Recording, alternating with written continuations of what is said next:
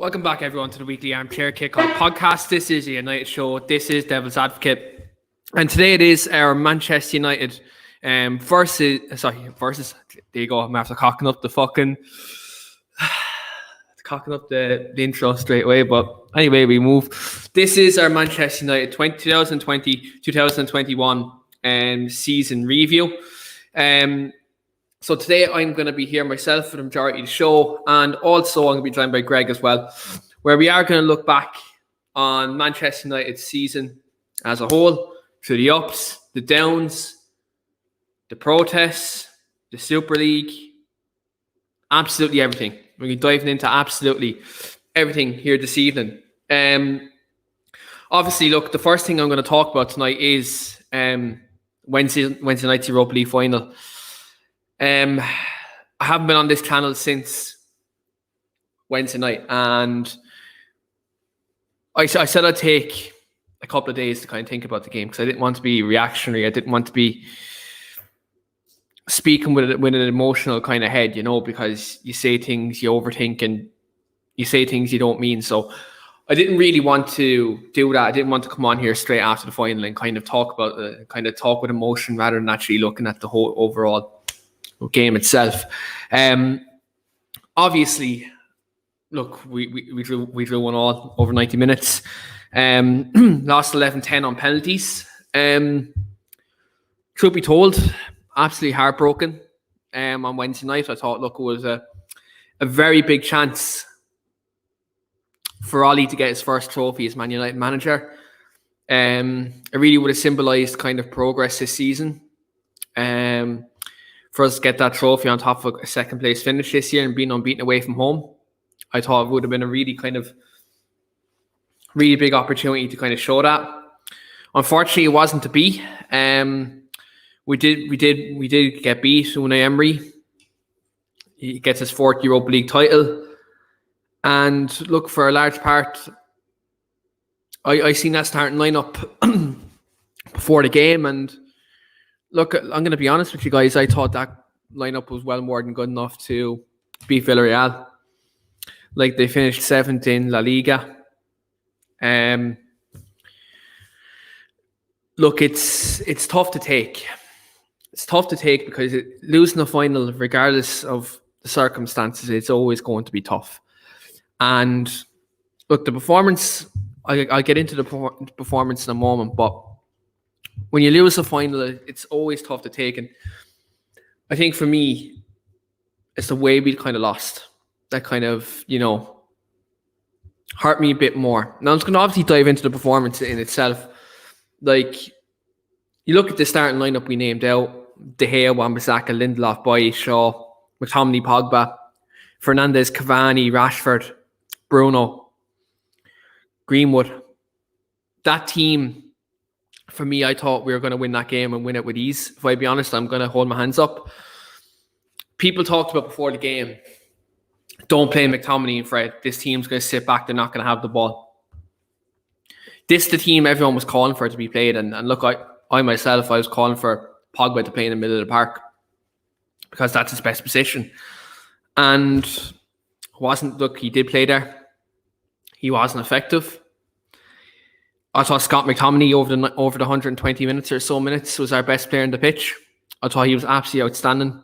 I thought Cavani really kind of showed himself. Mason Greenwood played well. I was kind of astounded when he came off.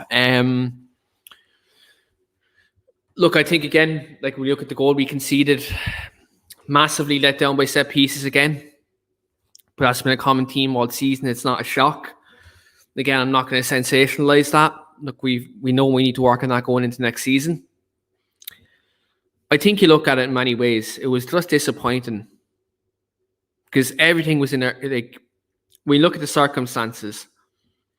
26th of May, anniversary of the treble, Sir Matt Busby's birthday, all them elements, and you look at the quality of opponent it was.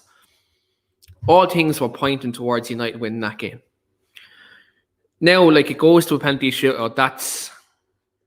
It's potluck. Like, penalties are potluck. But that game should not be going to penalties. Like, we should be beating Villarreal, and look, I think it's one of them situations where you kind of hold your hands up and say, look, they didn't outplay us, but they stuck to their game plan, they executed their game plan, and we didn't adapt. Like, that's if you want to really kind of deep it, we didn't adapt.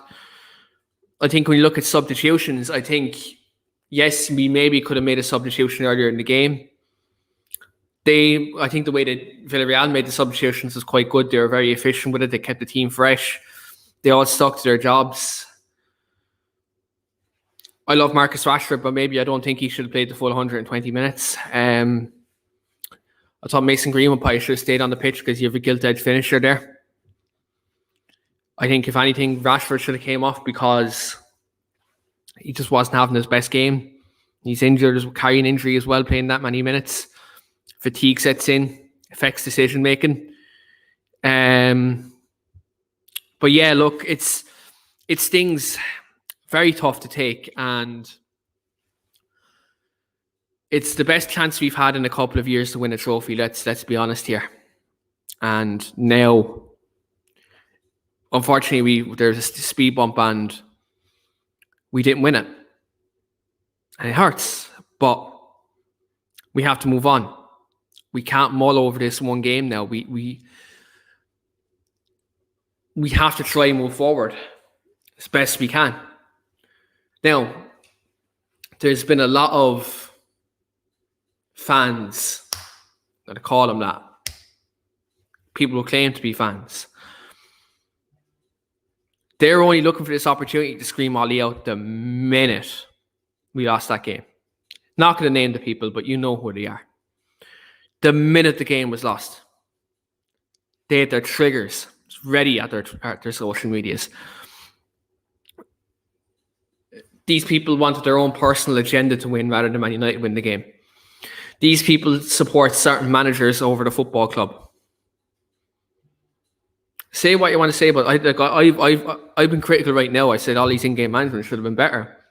He should have made substitutions. It was a poor performance, but if anyone thinks this team, let's strip Ollie away from this situation.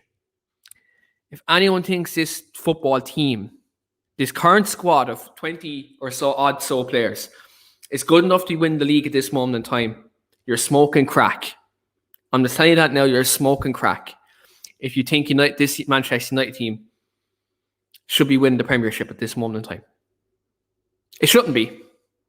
Cold hard fact. It's not there yet. The team isn't ready yet. We don't have enough world-class players in this squad to win the league. So, I think you look at this situation with this United team. It is a process. But the thing about it is that, yes, there's been moments, and we're going to review the whole season on this show. But this is the thing. Certain people are calling for the manager to go just because we lost one game of football. One game of football. People tend to forget that we're unbeaten away from home all season. We finished second in the league, 8 points better off than the season before. If you're talking about job security and you're talking about justifying someone losing their job in any line of work, how can you justify it when you've done better than the season before? Now, I get it, it's not where we want to be. But this squad isn't capable of winning the title yet. There's still 2 to 3 to 4 first-team positions that need to be addressed to be on par with this current Manchester City team. Never mind what they do in the summer if they go on and buy Keane or whoever they go on and buy.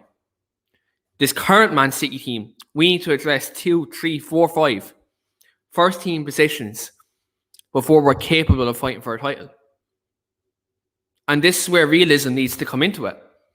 And you can give any other manager in the world this squad does not win the title this season. I don't care what you say. You can have your agendas and all that. This squad is not capable of winning the title this year with the current personnel we have. I'm going to say it straight out. People can come to me, we are whatever, rebook, whatever you want, but it's not. That's just a fact.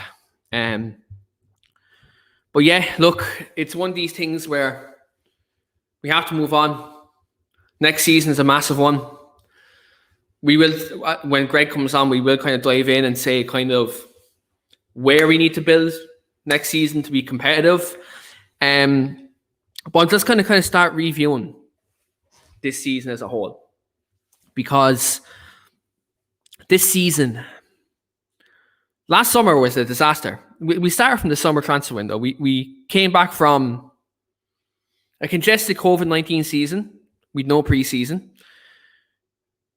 Ollie, in the transfer market, if you want to talk about first choice targets, didn't get any.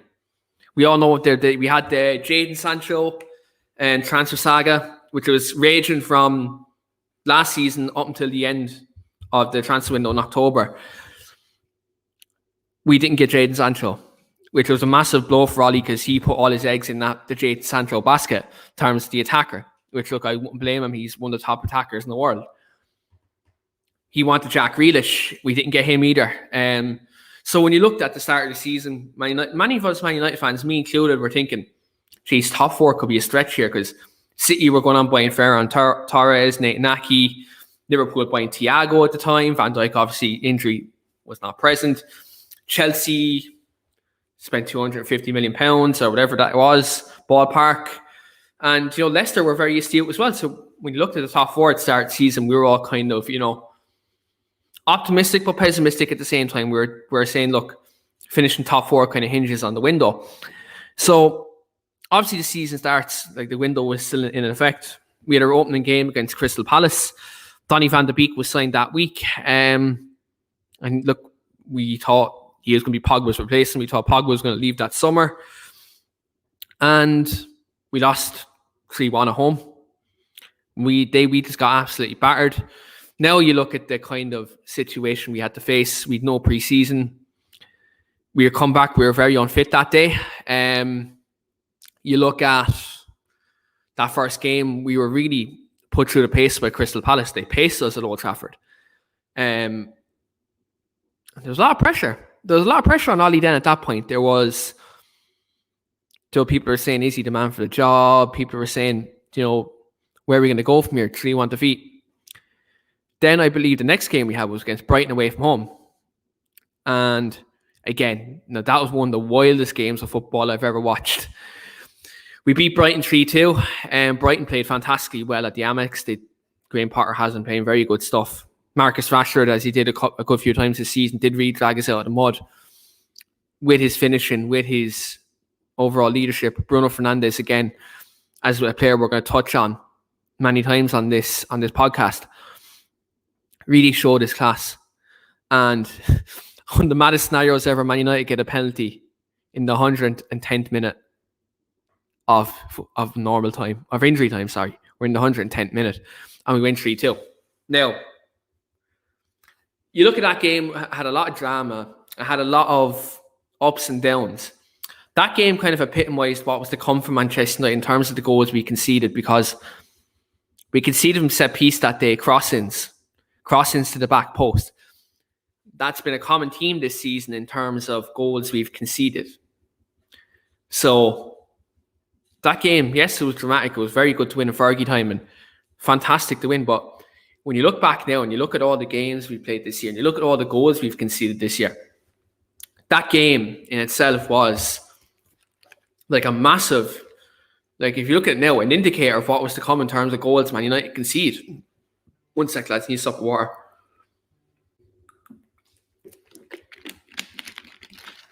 But that game against Brighton away from home at the start of the season in the Amex was a massive, massive indicator of kind of what was to come in terms of our defensive woes this season, because it was really eye-opening that day in terms of how kind of, woeful we are at the back, kind of weak we are at the back. But yeah, it was a real eye-opener. I'm going to bring Mr. Greg Chambers into the show now. I was going to make sure we're on full screen so we're not bunched up together on the screen. Greg, can you hear me? Yeah. Can you hear me? Yeah, I can hear you perfect, loud and clear, my friend. Excellent. Greg, so we'll just kind of touch on kind of start of the season, since we're a season review. I was touching on the Brighton game. Away from home, I know Yeah, it was one of the most dramatic games of the season, but if not the most. Like Bruno Fernandes scoring a penalty in the 110th minute. Yeah. Again, that was brilliant for me to shithouse everyone on Twitter. But when you look back at that game, in terms of her defensive woes, if you look at now with hindsight, that was a sign of things to come this season in terms of goals we conceded. Yeah, definitely. I think if someone had said after that game that throughout the season you'll continue to concede goals poorly like that and continue to defend as naively on set pieces and just in general against the long ball all season, there's not many Man United fans that would have turned around and thought, nah, we'll improve. Because we've not really, like, set pieces all season, and even to the extent last season were an issue for us. Obviously, there's a multitude of different things, whether it be the man marking, whether it be people in there that simply aren't good at defending. But yeah, no, you're definitely right. That Brighton game was poor. We conceded 2 very poor goals from just sloppy defending, things that could have been completely avoidable, and that went on to set the tone for the season, both domestically and in Europe, and obviously culminating on Wednesday night. Yeah, look, I'll get your thoughts about the final kind of at the end. It's all good. At the end of the podcast, I kind of gave my thoughts. Yeah. You know, on the final, it's kind of, everyone knows I'm kind of struggling to talk about it at the moment, but it's all good.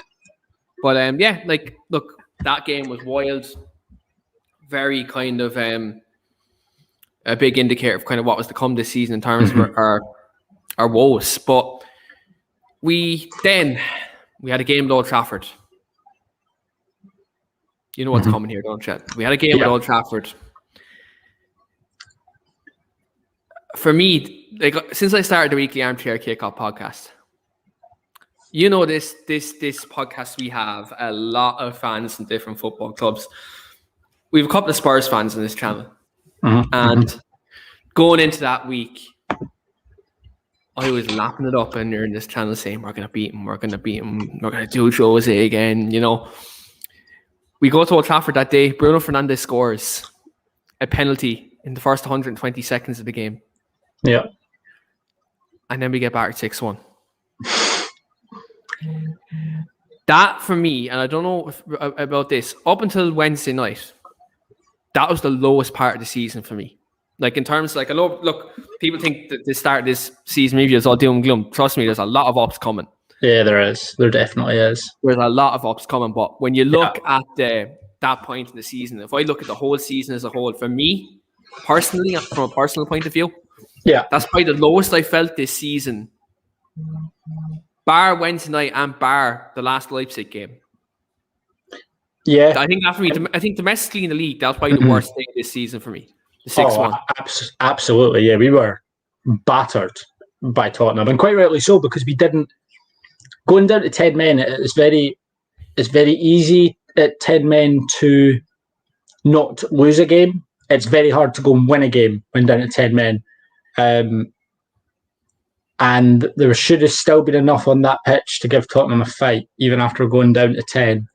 And yeah, it was just awful. It seemed like every time Tottenham got the ball in sort of the middle third that they were going to create something and score, our midfield looked stunned, our defence looked woeful. They were so slow out the blocks. They were sort of fullbacks lumbering up and down. And I know Luke Shaw's had a fantastic season going forward, and it was just, yeah, everyone on that pitch played awful, but particularly the defence. It was obviously one of Maguire's worst games. It was when he was at the height of his Greece, after the Greece thing, and then he'd had an awful start to the season, and he sort of picked up from there. But I think you can sort of look at the Spurs game as a point where maybe Ollie laid down the marker that just wasn't good enough, because results started to pick up sort of domestically and in Europe in general from that point. And 9 out of 10 we were better. Obviously we still had off nights, but from that it seemed like a real turning point going straight into the next game. We obviously had two big wins, one domestically and one European, and then followed by another big European victory after that. I think it could have been very easy for us to fold kind of after that. You know, I think 6-1 defeat at home could have been very easy for the players completely at that point to kind of down tools. You know, I think could have been very easy for the players to down tools. I think under the previous manager that probably would have happened. They would have completely down tools and he would have been gone within a couple of weeks. But no, they did very well to bounce back, which I'm going to touch on. obviously we had an international break then. And yeah, we did. We got the signings in. We got Alex Telles in. We got Edison Cavani, which, look, at the time, if people go back on the channel, I wasn't happy about it, but I was very dubious because we could have done the signing 8 weeks before we done it. We were all sceptical because it could have been done weeks in advance, and it was a panic signing. Don't care what anyone else says, it was. You wanted different players. It tends to be the thing with Man United managers, wanting different players and getting someone else than who they wanted. Absolutely. But like, again, at that point in time, just to kind of do a review on it, it was just I was skeptical, but I was optimistic. I was thinking, look, could he come in and make an impact? We'll see. But we obviously came back in that like an international break when the transfer window was just like ending there. We signed Facundo Pellistri and Amad Diallo. Obviously, Pellistri came in, did kind of make an initial impact in the 23s, went out on loan. Diallo came in, obviously had the work permit issues. We didn't see him until January, but we'll touch on him later on the show. But yeah, like, look, we're going into an international break, and it was kind of really a time where we didn't know what was going to happen because losing 6-1, because the transfer window, the club was kind of in disarray at that point. Yeah. Look, I know we're going to touch on the Glazers later on this video, but we've got a big section later on. Yeah, that's a section in itself. But the pressure was ramping up there even before all the stuff happened. Yeah, it was. And it was at a point where this club, we were thinking this could be David Moyes' season 2.0. Like, we could be looking at a 7th place finish. It was kind of, fans were feeling like that. Then we come back from the international break, and then Newcastle away happens. It was probably one of the best football I've seen us play all season. Yeah. Like, he made a few changes. He dropped players who played very poor in the 6-1. He kind of laid down a marker. And this run started a really good kind of defensive run that we had for a while in terms of not conceding goals defensively. And we've seen the likes of Harry Maguire pick up his form, Luke Shaw. You've seen McTominay and Fred were kind of brought in as a midfield too, which, look, again, we talk a season overall, we will touch on that later, but absolutely. He did make changes. He made changes to kind of suit the team at that time, that changes that, look, let's be honest, at the time were needed. They were needed to steady the ship. And so we beat Newcastle 4-1 away from home at St. James's Park. Very good and goal scored that day. My Man United goal of the season was scored that day. I already picked it on the previous show, and the Bruno. The Bruno one. That was a good goal. The build up to that play was unbelievable. And people say Ollie doesn't have a style of play. Do me a favour. But that day in itself kind of showed kind of a response, which we have seen many times this season in terms of when results didn't go our way, there were responses. And then we go away to Paris in the Champions League. Yeah. Again, when you looked at our current form going into that game, yes, we beat Newcastle, but there were doubts. There was a lot of doubts that we were going to go to Paris and do part 2. But we went to Paris and we played them off the park. We were brilliant. But we played PSG off the park. Yeah. It's first half we were good on the counter attack, but then second half we went to a 4-3-3 and we absolutely battered them. Yeah. In that second half. We did. How were you feeling at that stage of the season when, yes, we are coming off 6-1 loss. Yeah. Yes, we played Newcastle and we were nearly adaptable almost because 2 different teams played in the Newcastle and the game and the away game at Paris. What are your thoughts then? Do you think are Man United turning the corner? I'm always very reluctant to say Man United are turning a corner because it seems like we go round the longest corners in the history of football. It always seems to be, and this season's been the absolute definition of that. Always seems to be that, maybe we're getting there, we can do it, and then disappointment. But it did feel like something was building. Like, you're on about getting a response from players and making changes and things like that. That happens from good man management, not just good tactical management. You get responses from players when you're a good man manager. Jose Mourinho wasn't a good man manager, so when his teams lose, they get in a rut. Solskjaer is a good man manager. His team lose and his back's against the wall. Like we always say, second half FC, but he's a good man manager. Like he gets the result. But that night in Paris, like that is on about goals of the season. Rashford's goal versus PSG was up there just because of the sheer relief more than sort of elation when that went in, because it felt like a justification, because you're right, no one gave us a chance to go over there and beat them, and it just felt like a justification. Like, we've got good players. We're perfectly good enough to go and stand up against a Kylian Mbappe and a Neymar, and we can play a game. And I was really happy to see Axel have as good a game as he did. Obviously, Rashford got a great goal. Martial was unlucky not to get one as well. Obviously, scored the own goal, but it just felt like more a relief than sort of elation. Let's not forget the Fernandes retake. They had a Fernandes retake that game. So it did. I forgot it was a retake. I thought it was just a pet. Yeah, it was a retake, wasn't it? Yeah, that was justification after the De Gea one at the start of the season. That felt like we were getting one back, because it was De Gea against Palace, wasn't it? That he'd conceded one or saved it and then got to retake, and then Palace got to retake it, and then they scored. Yeah, so that felt like a bit of justification as well. That they always say, "Oh, you'll get one back over the season." That was a good night to get it. But it was nice to see us go and beat a European giant, and obviously they were finalists in the Champions League last year, so it was great. Yeah, absolutely. And again, the Parc des Princes, Marcus Rashford's den. Absolutely, he's the stadium owner. just going to throw that out there for any PSG fans that may or may not tune into this. I don't know, but then obviously, look, we go back in the league, pick up a couple of results. Then we play Leipzig in the Champions League at Old Trafford. And Ollie absolutely batters Julian Nagelsmann 5-0. It does. We thought, look, I'll be honest, going into that game with their style of play, I thought, come to Old Trafford, their press. And us being the home team, I was thinking, oof, we could be in for a long night. But we absolutely battered them. Marcus Rashford comes off the bench and scores a hat-trick. Oh. Bruno Fernandes didn't start the game.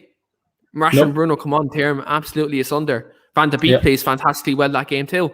Yeah, he did. Really good game. What was your thoughts then? Like, we're in the driver's seat at that point in the group in the Champions League. Yeah, we're after beating the two quote unquote best teams in the group, and we done it when no one expected us to. When we're on the back for a couple of dodgy results, where was your head at then at that point? Because like we couldn't envisage what happened next, but like, were you thinking at that point, Solskjaer's done something here? Like, Solskjaer looks like to be turned around. Was he at the wheel? Yeah, definitely. And I was skeptical of Solskjaer for a while, and I still somewhat am in some cases, but I'm more. But after that night, like I remember being on the phone with my dad, because we were watching it, obviously being in lockdown and stuff like that. We're watching it in different houses. I remember watching it, and I was just thinking, like, we're a good team.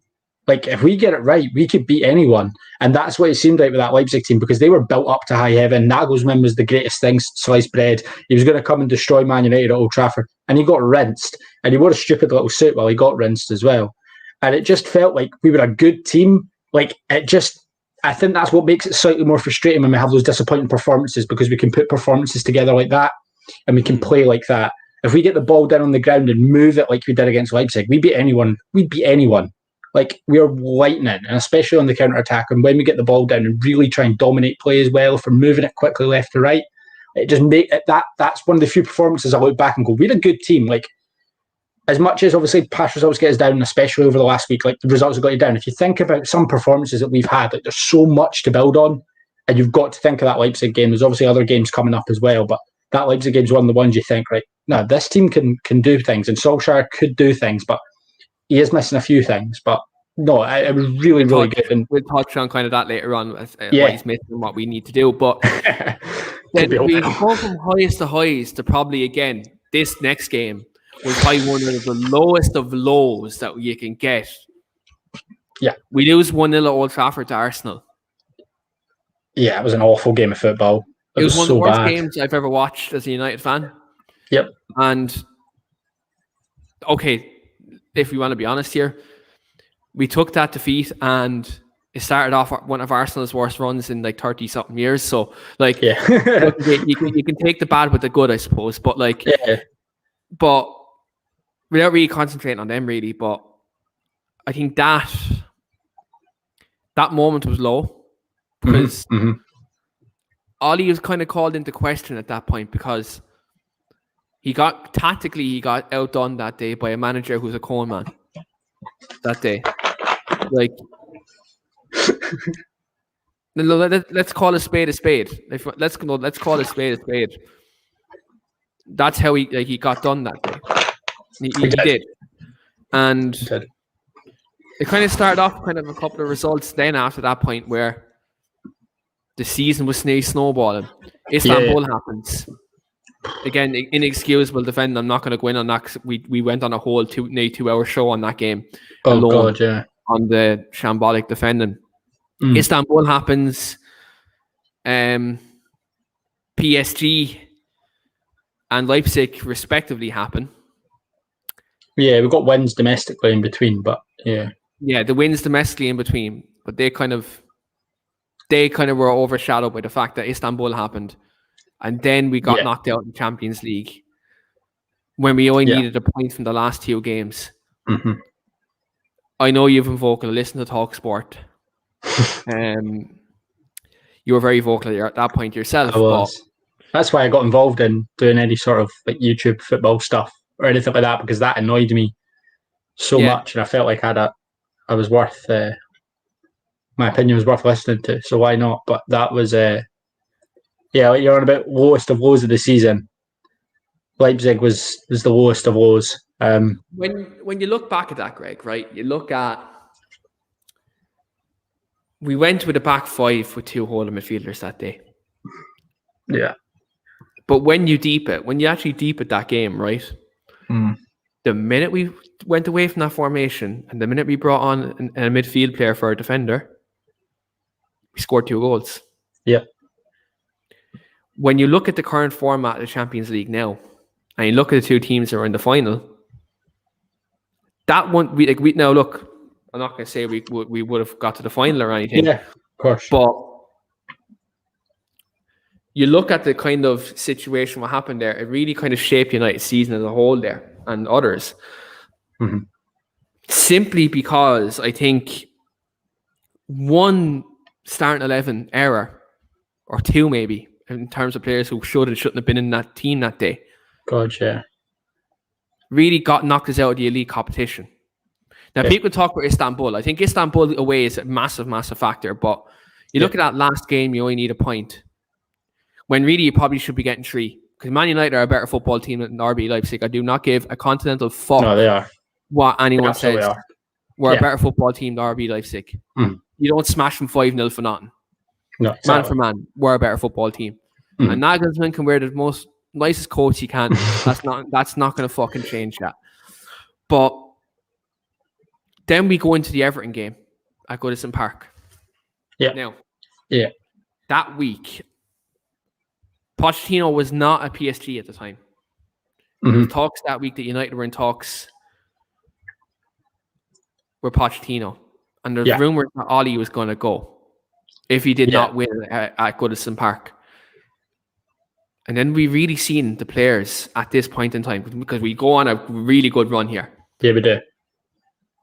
The players really showed that they care about the manager and they play for the manager. His management really shone through for these next couple of months. Yeah. Next 2 months, sorry. Yeah. No, they definitely did. Like, I think that's probably the closest Ollie's been in terms of on the brink since he got the contract permanently. That's probably the closest he's been. And then we went 1-0 down against Everton. And I remember tweeting, like, this is it. Like, if we lose this, he's going. There's not a chance. Like, it was just, like you said, Pochettino wasn't at PSG. He was a free agent. We just lost in Istanbul, playing awful football. And then we were 1-0 down to Everton in about 20 minutes at Goodison Park. And then something happened, something clicked in that team after that goal, because from about the 20th minute onwards, literally as soon as Bernard slapped the ball in the back of the net, it was like something clicked for the next 7 weeks, sort of domestically, that, no, we're going to fight for this. We're going to be a good side. And Bruno that day was electric. I thought the midfield played really well. They moved the ball quickly again, but it was just, like you said, they really showed their mettle. If that's a Jose Mourinho or Louis van Gaal, they probably end up getting the sack, because I don't think the players react. And I don't think enough is made about how important good man management skills are. Like, there's a reason Mourinho gets tarred with the same brush in every club he goes, is because his man management is piss poor. He's awful and he upsets people. And I don't think Ollie gets enough credit for how good and how far he's getting on just his man management alone, because I feel like tactically he is lacking a lot, whereas his man management gets him through a lot of it. And that certainly showed, especially in that Everton game. Yeah, I think it did. And then you look at kind of the next 6-7 weeks. Yeah. We go on an amazing unbeaten run and we go top of the league in January. And we were top of the league for a couple of weeks. Oh. Greg, at this moment in time, we only were getting to know each other at this stage. But, we were. But at that time, people are saying 21 is coming. The fans were electric. Paul Pogba was back in the team playing the best football of his career. Bruno Fernandes banging in goals all over the place. Cavani coming off the bench in games and really making an impact as well. And then Sheffield United happens at Old Trafford. Yeah. And shit went kind of downhill from there. Draws the home to Everton. Drawn at Anfield when they were playing probably the worst football that Liverpool have been playing in a long time. Yeah. That proved kind of costly at that moment in time in terms of implementing the title challenge. Yeah, and it's like what we said, like it got so close. Maybe we're turning a corner and we're first, and then it was just, we went first and it seemed like we were, as quickly as we got there, we were back down again and chasing. And obviously fair play to City, like City played really well all season. There's no getting away from that. And maybe even if we'd won all those games, maybe City have still got enough to pull away from us. But no one's saying that we guarantee win the league if we don't beat Sheffield United, if we beat Sheffield United or anything like that. But the fact that it set the tone, and just the fact that we were up there and we were at the highest of highs, and then it just seemed like performances dropped. I'm not saying the players lacked hunger. I just don't think the players have been in that situation enough. And I don't think there was enough experience in that dressing room to know how to cope with games like that. Because teams were coming there and teams were playing differently because they knew we were a good side. We didn't look frail as we had done previously. So teams had to adapt and change. And that's when teams started to maybe sit a bit deeper against us. We beat Burnley 1-0. And what was an awful game of football as well, if I remember. And it was just teams sat deep and they tried to work us out. And like I said, it did. It set the tone for sort of the second half of the season when we were sort of nearly men. Pretty much everything that we did. And then we kind of get to the Manchester Derby. Yeah. This really kind of hit home with me because we go away to the Etihad where they were really cruising. We go there and we boss City on the day. Yeah. Like we really didn't give them anything, and it was a really good and really big professional performance. That kind of showed me, yes, we can beat anyone on our day, but it kind of highlighted to me, this is where we need such and such a position to really kind of challenge. Yeah. Though the big, well, I won't say the big boys because they're a small club, but they have a lot of money, but they've got a good squad. They've got a very good squad and a good manager. They're a good squad, good manager, small club. I would still say that Manchester City are a small club now. Yeah. Because they don't have a small club base. Yeah, of course. Like they're still a small club. Now, if they win the Champions League, I think that could change. I think that changes because they have a European title. Yeah. Until they win a European title. What? I think you're about 24 hours away. They're about 24 hours away. Well, look, I'm gonna say it while I can. I'm gonna say it while I can. Definitely. Well, the thing about it is, that game against City away really kind of showed we can beat anyone. We have the quality. It's just consistency was a problem. Yeah. And kind of then from then on, that game itself nearly kind of solidified second, I think, at that point, because there was second never really was under threat from that point onwards. So I think we kind of coasted. We coasted to second place. But kind of, I don't really want to touch on the league anymore because we coasted the second, and that was the ceiling from that point on. Yeah, I kind of want to touch on our Europa League exploits from that because that's where the season really kind of kicked on, and also the FA Cup actually as well. We'll touch on the FA Cup. We won a couple of games in the FA Cup. We played that quarter final against Leicester away, and that was a wake up call in terms of the squad being used this season. In terms of what we need in the summer. Mm-hmm. And in terms of, you can't rest in your laurels. I think that day really proved we're not there yet. Yeah. Because any big club, any of the big clubs like Chelsea's, Man City's this season, they can rest a couple of players and still have a really strong team. But for me, look at the team we played that day and we rested players, and lack of match sharpness, match fitness. That really for me at that point kind of showed, okay, we're not near challenging yet, but we're gonna have to dip in the summer. Now I know the performance itself, when you deep the performance, shocking, abysmal. We were on a the same watch along for that day. So we were, it was awful. It was one of the worst performances I've watched all season. Mm-hmm. Well, it's not I've already said what the worst was. It was Spurs at home. Worst to Spurs, I think. It's close. It's close. Wednesdays is very close as well, but yeah, Leicester's close. Kind of before we deep the Europa League campaign, I think it's very kind of important to look back at this one, because I think this as well was a very big missed opportunity. Massive. For a trophy. When you look at the way the FA Cup is after mapping out. Yeah. Another massive missed opportunity. Huge missed opportunity. Like, obviously, we saw, as you said, the team selection and things like that. We saw Ndidi do exactly what... We saw Ndidi and Tielemans do exactly what our midfield pivot couldn't do. And I think that was what was most damning as Man United fans watching that, as we were watching Ndidi break up play and give it to Tielemans. Like, I don't think Ndidi is a massive improvement on what Man United have just now on his own. But if you're playing him alongside someone like Yuri Tielemans, who literally Ndidi wins the ball and he passes it, like the minute Ndidi wins the ball, he looks for Tielemans, and the minute Tielemans got the ball, the whole game just opened up and he dominated us.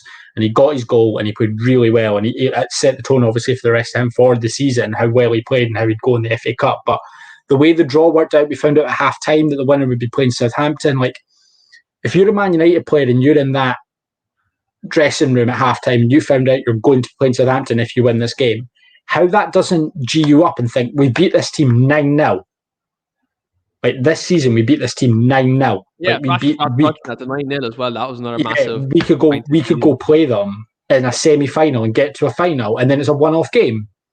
I don't see how, as a Man United team, you don't get G'd up for that. But I think that was on that day where I swore that I didn't want to see Nemanja Matic in a Man United shirt ever again. Because he was awful, but the whole team was really poor. The performance was woeful, but I think that's maybe a game where that lack of experience, lack of mentality, and like you said, the drop-off in the squad just is massive. When Bruno doesn't play, when a couple others don't play 90 minutes, there's such a big drop-off in the team that it alters. And this is why I say, people think this squad is good enough as a squad. Never mind first 11. You're talking about people kind of contradict their points, and this is where I really bring this back. People really contradict themselves and they say this squad is good enough to win the Premiership. No, it's not. Because if it was, this squad would be used a lot more. Like, you look at players like Matic, Juan Mata, even like Tunezavi's only coming up, right? So you can't really include him in this. Of course, like, Brandon Williams, Alex Telles, right? I'm just going to bring up some players here who do come back in, like if a player or two gets injured. Alex Telles, right? At the time. These players are not going to win your Premier League. I'm sorry, they're not. When push comes to shove and you can rest players and rotate, no, they're not going to do it. The Nemanja Matic at this stage in his career, not going to win you the league. No. Fred, at any stage of his career, not going to win you the league. No. Right? Let's be brutal about it. Yeah, I think Fred's got enough to be squad player, but I don't think he's never going to win you a league. Yeah, but even if you want to rely on him at the running, he's probably not enough to rely on. No. Scott McTominay, I think he showed in large part this season, he's a player who can be relied on.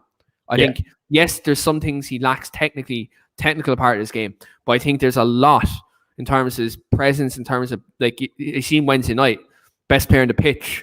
I know we lost the game, but he was the best player on the football pitch that day. He was outstanding. But you look at the rest of the players, like, how many players in that squad have won a league title at the top level? David De Gea, Paul Pogba, Matic and Mata. But no, years Mata didn't ago. win the league, actually. I'm sorry. Mata didn't win the league. Mata not? Okay. Mata didn't win the league. Won the Champions League, all right, but never won the league. Cavani won the league. Bruno has never won a league title. He hasn't been there yet. No, he's a great player, great leader, but he hasn't won one. There's a lot of... I think, did Fred win it with Shakhtar? Probably, but, like, again, that doesn't, like...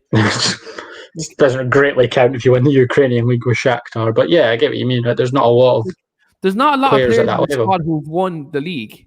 Mm-hmm. Like back when like this is where I really want to highlight this before I touch on the Europa League campaign, because again we did coast a second, but people talk about Alex Ferguson rotated his squad. Yeah. Alex Ferguson rotated his squad full of winners who are used to winning leagues. Yep. This squad is not experienced enough or good enough to win the Premier League at this moment in time. Not at all. And this is where like intervention is needed when you talk about this. People say Ollie out, right?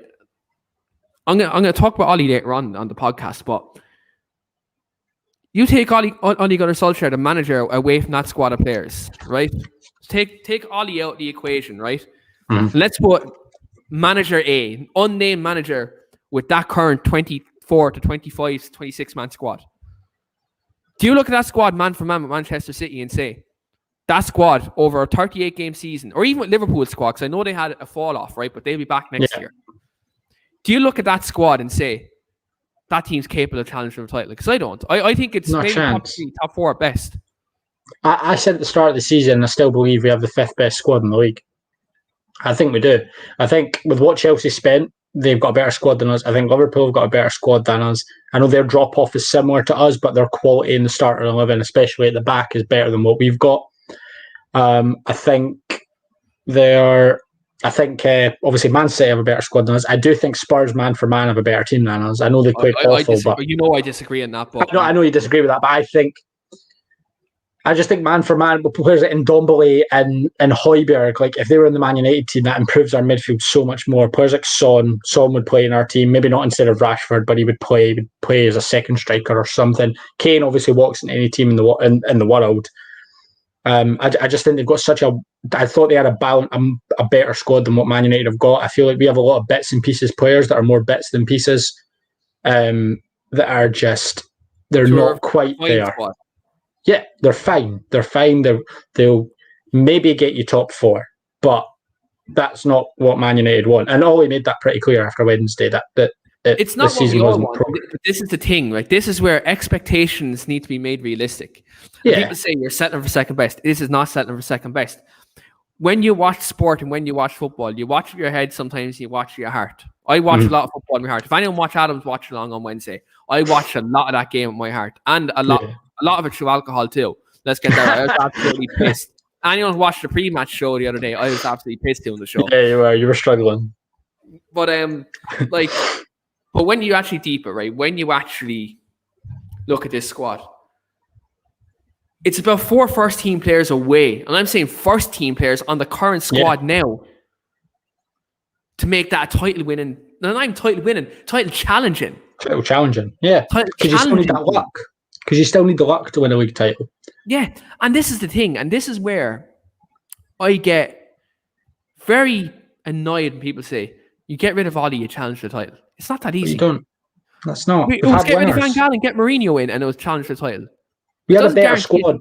You need the personnel. You need the tools to do the job. We had a better squad under Mourinho than we do now.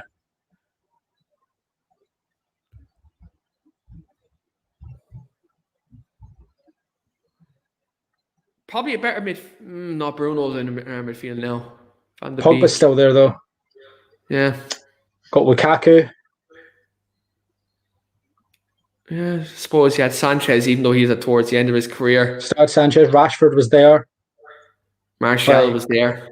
We had a better squad overall, like in terms of depth as well. But our team was. But we've had these winners. We've had these serial winners that have come in and tried to do it. And all he said as much this week. He was like, "We're 4 first 11 players away from really being a good side." Like he knows. Everyone knows. Everyone knows it that watches football. Everyone knows what Man United need this summer. They need 4 first-teamers. This is the thing, right? This is what I don't get. And this is where people really are... They're really getting their intentions wrong here. I know we're kind of slipping into the Ollie in, Ollie out debate now almost, but it needs to be addressed is... That's fine. The thing about it is, you sack him now. Whilst through a rebuild. You're halting your process by 2 or 3 years more. Yep. You're halting your process by 2 or 3 years more, because not only do you have to go out and buy new players under a new manager, you then have to get rid of players in this current first team squad, and never mind the squad players, first team squad that the manager might not even like. And then these players then have to gel, and then that takes even longer. Yeah. Whereas this is where you look at it. You give the manager the time this summer. You give him the money to spend. And then if Ollie doesn't win a trophy next season and we don't challenge for the league, that's when you part company. Yeah, because you leave the next manager with a better squad. The next manager has a lot more to work with and a lot more balance to come in. Yeah. Like if you let's say you sack that manager now and this next manager has to come into an imbalanced squad, and then that manager then has to come in and implement his own philosophy. That takes more time, and we face a lot more pain. Like I'll throw this out to the viewers now. I don't know if they're watching live or they're watching later on, but Ollie gets top 4 next season and doesn't win a trophy. I would still say he has to go because again, it's not progress. Because at that point, the only way is up now. He has to either win the league or win the Champions League next year. Like, that's kind of where it is in terms of the only way is up. Because if he wins the Carabao Cup and finishes top 4, that's not good enough next year. Is the FA Cup in like a semi-final good enough? Like a Champions League semi-final and an FA Cup? And top 4? See, I mean, there's little... An FA Cup's a big trophy. And an FA Cup was what... For the title. An FA Cup was what set Tommy Docherty, and it's what set Sir Alex off, was FA Cup wins, because they're big trophies, and they mean everything to everyone. Look what it meant to Leicester to win it. If Ollie was to win an FA Cup next season... Ollie should see his contract and see where the team... Yeah, look, that I do agree with that. But I think this is the thing with me. I don't know about the contract. I don't know. Yeah, but this is where I look at it though, right? And this is where I'm kind of looking at is if next season, after being given the tools to do the job, because last summer he wasn't given the tools.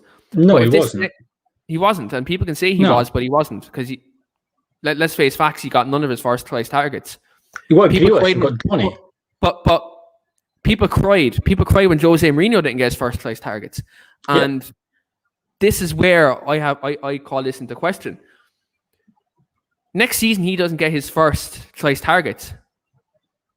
Then you get part company. If he doesn't win the league or even win a big trophy next summer, like next year, Carabao Cup doesn't cut it. No. Even to an extent, I'd even say FA Cup, because Arteta won an FA Cup and Arsenal finished 8th. Still a big trophy. I'd take an FA Cup. Like, I don't know, because I just want to see a trophy now. I just want to see progress, because I want to see these players, because they deserve it because of how much the team has progressed. And I had an argument with some idiot on Twitter earlier that thinks progress and success they have to go together, and they don't, because the team is getting better. We're just not quite getting over that final hurdle. And I think with the contract thing, I think it's very hard for Ollie to do and to feel like he's backed fully, that this team and that this board and this club trust him to take the club forward if he's on a 1-year deal, because that makes it very hard for you to... It makes you very cagey, because you're disposable at that point. At that point... You can pull the trigger at any point.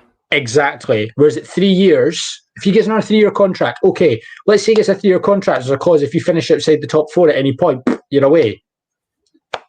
That makes sense, because that gives Ollie an incentive, but it also gives him the 3 years that, like, if you're doing a job, if you're showing that this club is going in the right direction, we will back you. Because they learned their mistake with Mourinho. They gave him the contract, didn't give him the players, and then he left, and it cost them a lot of money. And it set a rebuild back 3 years. Just on Eamon's comment here, I literally just said, I think you might have joined literally just after I said it. You might have joined just after I said it, but I said, if he doesn't win the league or the Champions League, or even challenges for the Champions League next year, he has to go. Because that's the thing. The only way is up from this point, because you finished second league. You cannot finish lower next season. That's not acceptable. No, but City still have... Like, obviously, we don't want City to win it, but I'm saying, like, if Man United challenge and they challenge all the way to the end, let's say we do what happened to, like, Liverpool 2 years ago, where Liverpool won, like, a ridiculous amount of games in a row, and City won one more game in a row. Like, if that was to happen, I don't think people could be calling for Ollie's head. If we push City right to the final day and things like that, and we were that close, because we're still miles away.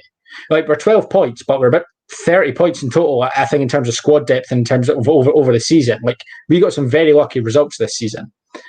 And I reckon if he was to push City all the way, that would still show progress, because if he gets his 4 players in, he gets the first teamers, then it allows the squad depth to be in there as well, and then it allows him to drive on and try and challenge City.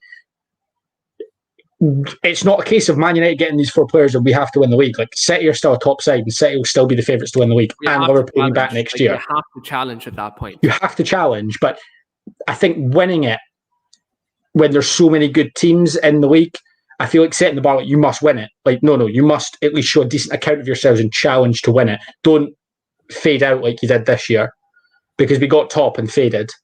And what we should have done was got top and driven on. And maybe if that happens again next year, we get top around about Christmas or New Year time, or late in January. These players are 1 year older, 1 year more experienced. And then, of course, you've got the better players in, hopefully coming in the summer to sort of drive on. But I think Champions League's massive. Well, see, this is where I say, like, if you sack him now, it just hinders so many things, because like people are talking about Antonio Conte in, for instance, right? And this is where I have very big problems with Antonio Conte coming in. First of all, you want to play attractive football. These so-called fans who say United want to play attractive football. Do people know what brand of football Antonio Conte plays? There's a reason why Chelsea sacked him in the first place. He won an FA Cup, but he played fucking boring football, and they got Maurizio Sarri in. Maurizio Sarri, who also is a pragmatic manager, but they got him in because Conte's football wasn't good. And you're saying you want Antonio Conte to come in. Right, Antonio Conte comes in. You know what happens? Bruno Fernandes doesn't play because he plays a 3-4-3. Antonio comes in. Paul Pogba doesn't play because it's a 3-4-3. Well, Pogba probably could on that left-hand side in the front three. But you look at that. He'll buy all over the hill players over 29 to 30 years of age. The youth system would be absolutely neglected. See players you all love in terms of Amad Diallo and all them. They are not getting a sniff under Conte. No. I can tell you that now. They are not getting a continental game under Antonio Conte. People can talk about Zidane. I can understand he's won a lot. And he is a winner. He is a winner. Yeah. I rate him too. He's a winner. Mm-hmm. He's a winner. But again, would he come to Man United at this stage of his career? I don't think so. I think he looks at that squad. He wants to come into a guaranteed squad. There's still a lot of building to do that. Is he a bit rebuilding manager? I don't think so. No. Do you know? I don't think so. You look at other managers who are available out there, because there's not many managers who are available at this stage now. Like, let's deep it here. If you really want to sack Solskjaer, right? Who comes in at this point? Because Pochettino's going to Spurs. Mm-hmm. Like, Zidane's probably going to PSG. The manager merry-go-round is happening here. Yeah, Conte. Allegri's Jose Mourinho 2.0. Like, he's gone back to Juve, right? So you really, like, if people really want this manager out of the football club, and I can understand some of your reasons, right? And I'm not saying that you're wrong. Yeah. But what I'm saying is, right, if you really want this manager out of the football club, tell me at this point in time who comes in that's available. Mm-hmm. That makes us better. Yeah. No one. Yeah, at this point in time, there's no one available who would actually make us a better football team than challenge for the league. The only way to do it would be to pay Leicester a heavy fee for Rodgers. And that would be the only way to do it. 40 million to get him out of his contract. You would be 30. You'd be 20. You'd be 30 million. You'd beat Nagelsmann's record. He's a better coach than Nagelsmann. But if they were going to commit to, like, oh, he's not the man, that would be the only way to go. It'd be to go to Leicester, ask them what they want for Rodgers, and get Rodgers out of his contract and get him at United. Whether it becomes a completely different story, but until then, right? Until something like that happens, this is where I question these people who are like cult Ollie out. Like they're literally like a cult. I don't know what it is. Like they're like whatever it is. It's like it's I don't know what it's like. It's just he has to go no matter what, because the minute the game was over, Twitter trigger fingers were on Twitter. They were literally just ready to go. But who comes in? That's where I struggle. Like people are talking. I see comments Jardine, but did he not get sacked from Monaco as well before getting brought back? Like again, like where is he proved at the top level that he can make this team better? Like this is the thing. Like, can any manager, this current squad, make this team finish higher than 74 points in the league? I don't think so. I think a lot of all his results this season came from his great man management.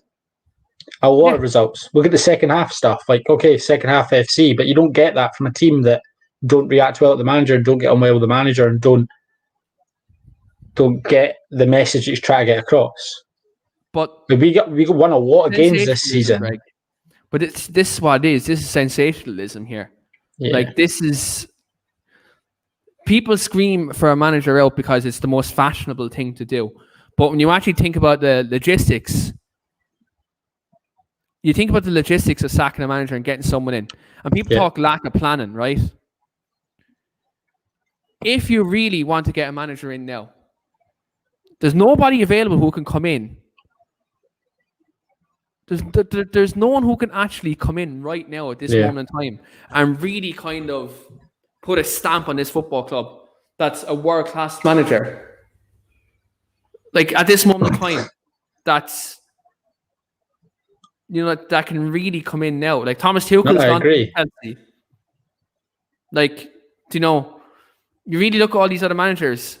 Like, but look at something, he'd probably make a difference at the club, right? If you're talking about, he's probably a better manager than Ollie, right? Let's be honest about it. Yeah, he's a better manager. I just think he plays dull as shit football. Yeah, but like, I think his football's boring to watch. Better managers who can come in and really kind of make us a better football team and make us be better where we already are. You're clutching at straws. People just say, the football's horrible. But if you're going to get him out, guys, please come to me with a constructive replacement that's going to come in and make a difference at this moment in time, right? Yeah. Let's not talk about if Ollie gets back this summer. Talk about right now, because there's a lot of people right now saying, get him out, get him out, get him out. Be constructive. Don't just say, I want him out, fuck this football club, fuck this, fuck that, and all the people who swear a lot, right? Be constructive with it and say who you want in and why and what differences and what they implement. If you absolutely come to me that constructively and come on this channel and I can absolutely discuss it with you. Yeah, have a conversation. No, definitely. I think there's a lot of, and I complain about this all the time, people that think it's so simple to just do everything in football and replacing a manager. And obviously replacing a manager is always easier than replacing a full squad of players, but I agree with you. I don't think there's three managers in world football I would take right now because I think they would do a massively better job than what Ollie's doing, and that's Pep, Klopp and Rodgers, and there are three and none of them are available. They're all tied down to teams that finished around us in the league. Like, yeah, absolutely. So there's no point. But I'm saying Ollie got a lot of results this season because of his management and because how good he is with the players and because the players really respond to how he coaches. And people could say that, like, he doesn't have tactical nous or anything like that. Go and watch the second halves against Southampton, Spurs. Go and watch that game against Leipzig. Go and watch the 2-0 against City. Like, go and watch Roma. We absolutely battered them. Like, there are patterns of play and how Ollie wants to play. He just doesn't have the squad to do it at a consistent level yet. If he gets back to the summer and fails next season, it's a different conversation to have. Yeah, absolutely. Oh my. Still not even talked about the final yet, mate. I had someone mention today that wants him out period. And what's Eddie Howe in? Eddie Howe got relegated. Eddie Howe got relegated with Bournemouth and shat the bed and didn't take the Celtic job. He got scared at Burnley. He's not going to manage Man United. Yeah. But anyway, talk about the Europa League campaign. I know we kind of went into the Ollie thing was actually meant to come at the end of the show. But it's fine. We've done it now. What? We've done it now. It's fine. Yeah, it's fine. Yeah, my whole kind of flow just kind of... I'm just getting wound up with what, No, it's annoying, especially in the last week or the last 3 days. It's definitely annoying for how the narrative's changed. There's people who have been Ollie out, but then there's people who have been closeted Ollie out, and they've really sat in defence. But now they lost the Europa League final, but like, okay, now I can come out and bite. Like, but look, there's nothing we can do about that. But anyway, moving on to like the Europa League campaign. I suppose for the large part this season, it was a very big positive. We were playing really good football. Beat AC Milan, beat Real Sociedad. that first leg at home against Roma, madness, 2-1 down. But then second half FC that game really epitomised second half FC this season. And we absolutely battered them the second leg. Edison Cavani, I said that night, if I caught Edison Cavani in bed with my bird, I'd leave him shagger and I'd talk him in after it. Honest to God, honest to God, I would have let him do that and more and then some. After that, but I think when you look at that and you looked at kind of going into the Europa League final, I don't know about you, but I was really confident because I seen the character determination that we showed against Real Sociedad, battered them, went to AC Milan away from home San Siro, beat them, beat Granada. I think I really enjoyed our third. I know I didn't want to play in it. I've written articles and stuff about how I didn't want to play in it. I wanted the kids to be playing in it because I didn't. I was so annoyed after that Leipzig result. But I enjoyed our Thursday night exploits, really. Most of the time we played good football, we played attractive football. It was good to see, obviously, Ahmad got his goal that he rightly deserved when he came on. But after that AC Milan game, we beat Brighton 2-1, we then went and beat Granada 2-0, we beat Spurs 3-1, we then beat Granada 2-0 again, we beat Burnley 3-1, and then we beat Roma 6-2. We went on such a good run after that AC Milan game, and it felt like a real bounce from that game onwards, and it was good fun. It felt like every time you were tuning in to watch Man United on a Thursday, we were going to score goals and batter teams, because it felt like that for weeks. And we lost against Roma, but it didn't really matter because we scored 6 in the first leg and we won 8-5 on aggregate. And we quite rightly were very confident going into Wednesday because we were by far the best team in that competition in terms of results, in terms of how things had gone and the goals we'd scored and just the way we were playing. We could have, on our day, if Man United had played 50% as well as they did against Roma on Wednesday night, we'd have beat Villarreal. Because we were that good in that second half against Roma. Yeah. But it was just, I enjoyed it all the way up until Wednesday. It was nice. I feel like it had no pressure up until it kind of got to the semi-finals. So I feel like a lot of Man United fans were really sceptical, we'll just bottle it and won't get there. And then suddenly it got to the semi-finals and then everyone cared about it again. I don't care. I don't want to win the competition. And everyone was really excited for a final. So yeah, but do you know what kind of the attitude kind of changed in the Europa League, didn't it, within the fan base? Because it became that, we're going to bottle a semi-final.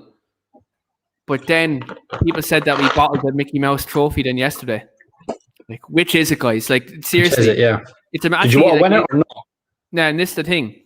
You're calling a Mickey Mouse trophy, but then you're calling for a manager to be sacked on the back of losing the Mickey Mouse trophy that supposedly means nothing. Yeah. This is the thing. If you're going to have your agendas, guys, I seriously, I know I'm going back to this again, but if you're going to have your agendas, please be consistent. You're calling the team inconsistent. Well, you're just as inconsistent, guys, with your agendas. You really, really are. So, I always like to be level-headed and I always like to be positive. But if I see something, I will, if the manager doesn't do something, I do pick it out. And Greg, you know this, I do. Yeah. But at the same time, I'll pick it out with a level-headed approach. Yeah, say, you've done this wrong, you've done this right. Whereas people say, no, that's it. Look, you can't please everyone in this world, and look, that's just the way the world works. That's just the way it is. But not everyone's going to agree. Not everyone has to agree. But when you make an argument and you make these kind of assumptions, please stay consistent with it. Yeah. Just please stay consistent with it, because it's just, I don't know. Yeah, it's just frustrating. I think a lot of people, obviously, we should have won Europa League. There's no getting away from that. But yeah, 100%. You can make progress without success, and as frustrating as it is, it's elite level sport. And sometimes at very top game, at the very top level, you're going to get beat and you're going to play poor. And there's nothing Ollie could have done. Man United players could have played another hour the other night and they wouldn't have scored another goal. They were shocking. It wouldn't have mattered how many players we had on the pitch. And there's people running about saying, how many Villarreal players get in the Man United team? Well, we're linked to 2 of them, so at least those 2. We want at least 2 of them. So, Torres, can I just say as well, Yeah. People say in our group chat that Pal Torres isn't good enough to play for the football club. And did I not say in the group chat he's a very good centre back? He's good. He's very good. He's very composed on the ball. He can pass. One of them is in the comments right now. I'm expecting a written apology in the group chat after this show goes off the air. Is it the one that really rates the Bundesliga? Is it that one? Yes, it is. But I'm expecting a written apology at the end of this show. But anyway, I thought Pau Torres played a really good game. Pau Torres was very good for Villarreal. I thought he was very good. He was his position as well. He's able to take the ball under pressure and get rid of it out the back four. Good audition. Very good audition. We got to see it up close. Rach, I'm just saying to you now, Rach, I love you. I really do. You're a really nice person. Victor Lindelof is not out of this starting 11. Oh. It's going to be Maguire and Torres. And Maguire will actually get to play on his natural side. Oh, I really enjoyed... I really enjoyed Lindelof for the majority of this season. And then, after the West Brom game, I thought he was really good. I thought his possession was brilliant. I thought he was heading the ball really well for once. But Wednesday night, he went to... back to I don't enjoy defending. Exactly, Jay. It's like that sometimes. It's elite level sport. The other team's allowed to play better than you, and the other team's allowed to win games. I feel like Man United fans, and some Man United fans, this fan base have a sense of entitlement that we had to win it because we're against Villarreal. They were a good side and they're set up by a decent manager, and they finished 7th in the league, but that probably wasn't a fair representation of how they played.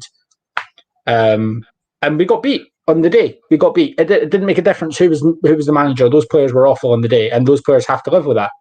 Yeah. Do you know what? The only thing I will say, right? The only thing I will say about the overall game, I know I touched on my own approach there, before you came on, is for me, right?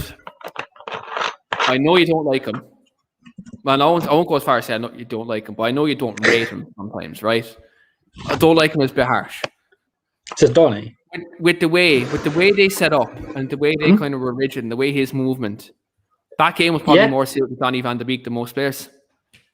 Yeah, no, I said that yesterday. My brother's a big Man United fan. We were talking about it yesterday, and we reckoned that just even in extra time, we were talking about, I would have rather have lost it by them nicking a goal in extra time, because extra time just felt like it was waiting for penalties. It didn't feel like any team really wanted to win it, or Man United certainly didn't want to win it. It just felt like we were preparing for penalties. But I reckon if we brought on Donny from McTominay, and you had Donny and Pogba, and then you had Rashford, Bruno, Ahmad and Cavani, and you just say, go for it.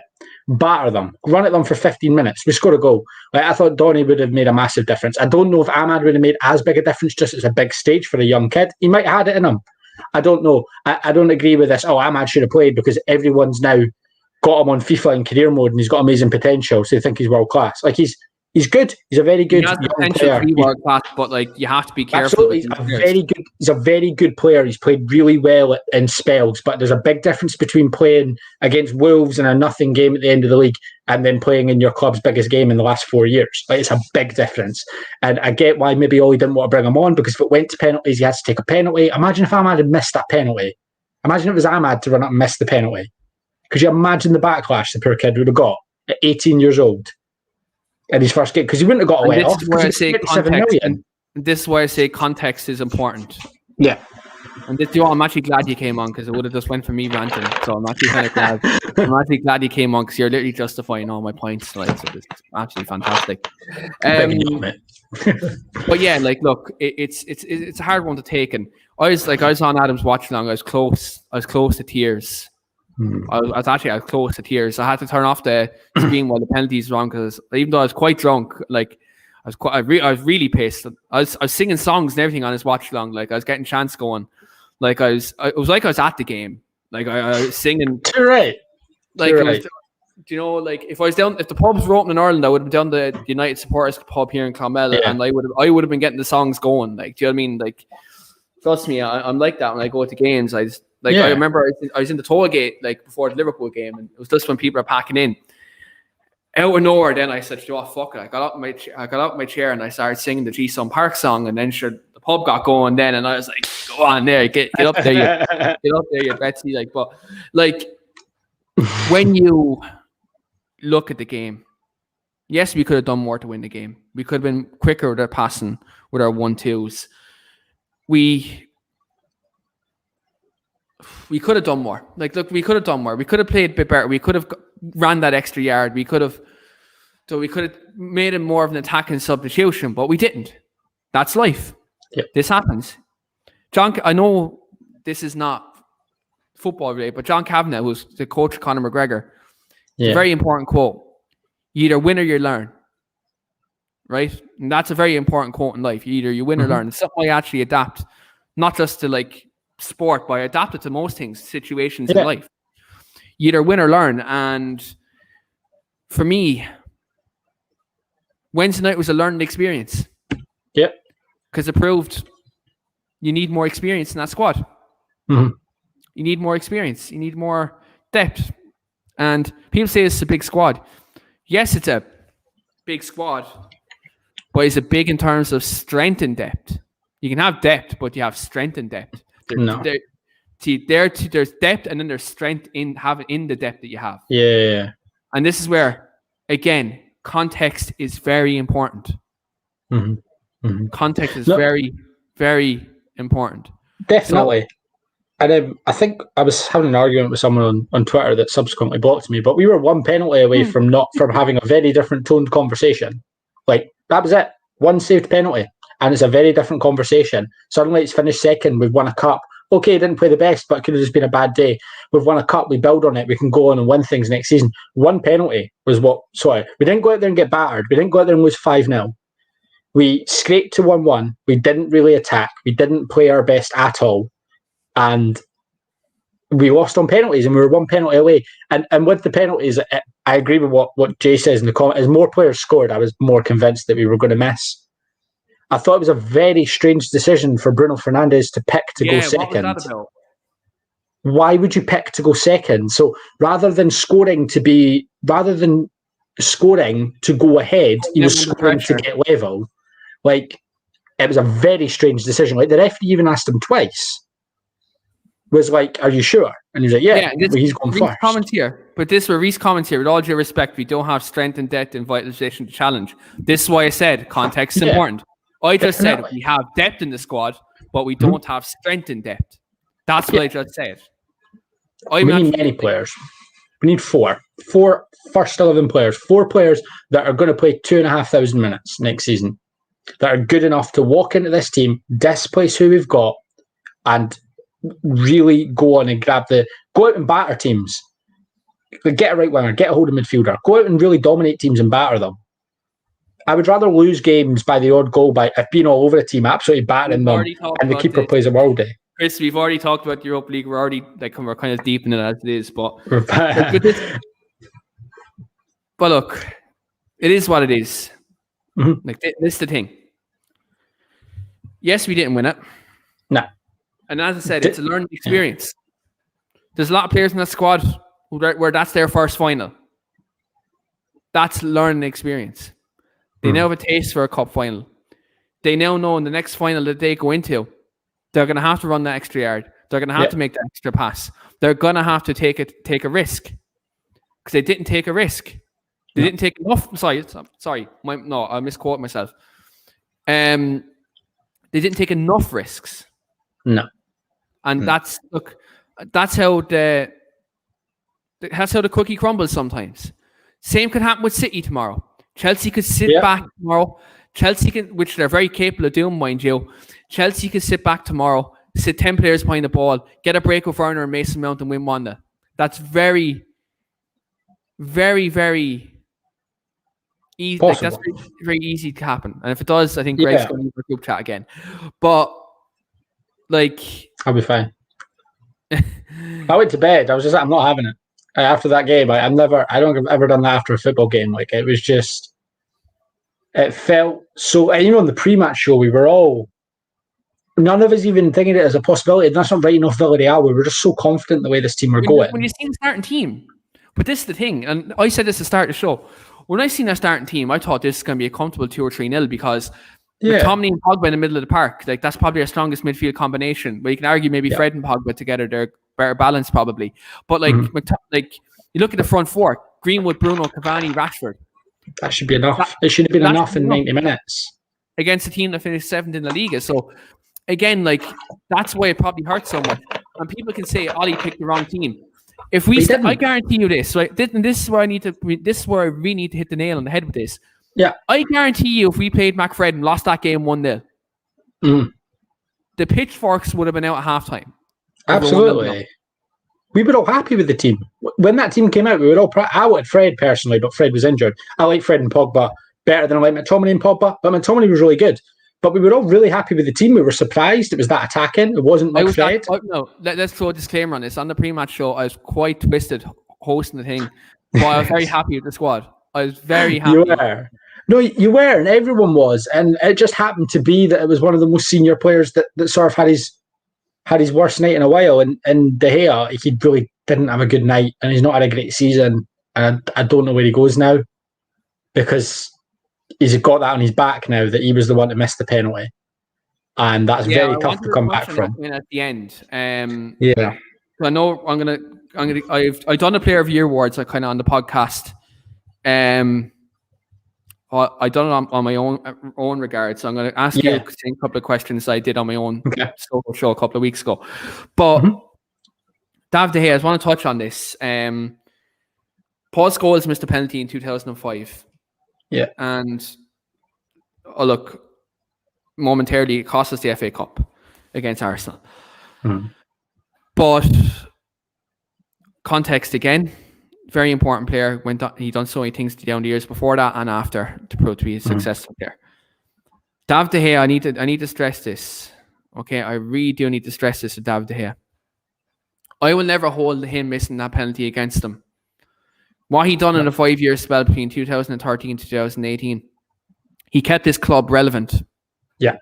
He kept his club relevant. And don't let, that's potentially his last moment in a Man United shirt. Yeah. I don't want anyone to, I don't want that to overshadow his overall contribution. Everything that he's done for this football club. Absolutely. I do not want that to overshadow it. It shouldn't overshadow it. And anyone who lets it overshadow it, take a good look at yourself in the mirror. Yeah. Take your Man United jersey off, throw a City one on, and kindly fuck off. Yeah. But no, I agree. He's done so well over 10 years now. He's been at the club. Obviously, he had a shaky first couple of years, but you're right. That 5-year period, 2013, it was just phenomenal. He was the best keeper in the world at points, and he was just ridiculous. And I don't blame it. Like it's a penalty. Like he missed a penalty. Players miss penalties all the time. I thought maybe in the shootout, if he'd stayed still, rather than it did seem like a bit like he was moving out of the way. But I feel like that's just the confidence in him. He's had no confidence this season. They had no confidence this season at all.